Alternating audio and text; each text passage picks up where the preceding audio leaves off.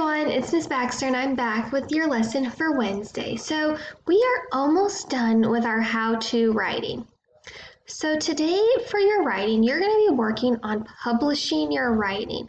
And what publishing means is that you're going to get it ready to give to someone. If you look in a bookstore or a library or even in your teacher's classroom library, those are all books that are published.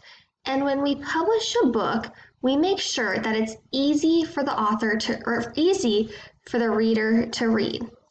So today I want to teach you that you can be an editor and edit your own writing to make sure it's easy for readers to read.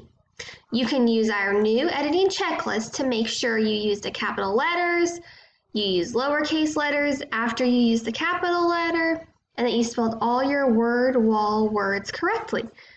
The checklist that you're going to use looks like this on the right here next to the blue arrow. And I'm going to read this to you so you know what to be looking for in your writing. The first thing that you're going to look for in your writing, it says, I can read my writing. If you make sure when you're writing that you write super neat so that the person can read it. Also when you're writing, it is okay not to know how to spell a word. But what you can do is you can say the word and then think about the sound that each letter makes. So for example, in the word cat, we would say k, and I would think, what letter makes the k sound? C. So I would write the letter C on my paper.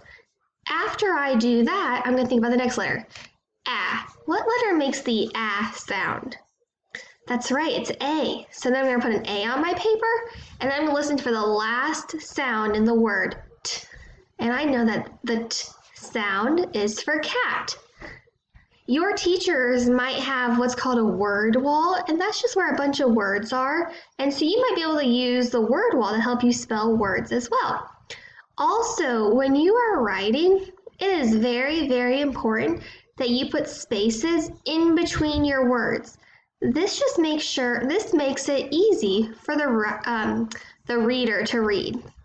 Also, when we write a word, we have to make sure we're using lowercase letters and uppercase letters when needed. At the beginning of each sentence, we use a capital letter, and capital means big letter. And then at the end of the sentence, it's very important that you put a period at the end of your sentence. On Thursday, we're getting ready to celebrate our writing. And you guys have worked so hard on your how-to writing. I want you to read your story to someone at your house. Maybe you're going to read your story to your mom. Maybe you want to read your story to your dad. Maybe you want to read your story to your grandma.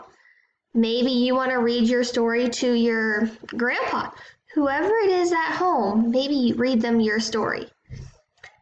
And then on Friday, you're going to write me one more information piece. And so I want you to think about one more thing that you could write about and teach someone how to do. I've put some examples right here to help you get started. So maybe you're going to teach somebody how to brush their teeth.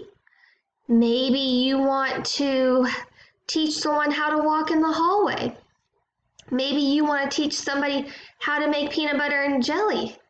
Or maybe you can teach someone how to make your bed.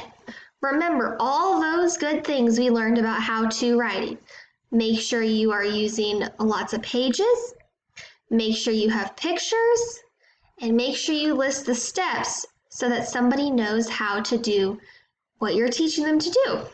We cannot wait to read your writing, and we hope to see all of you soon.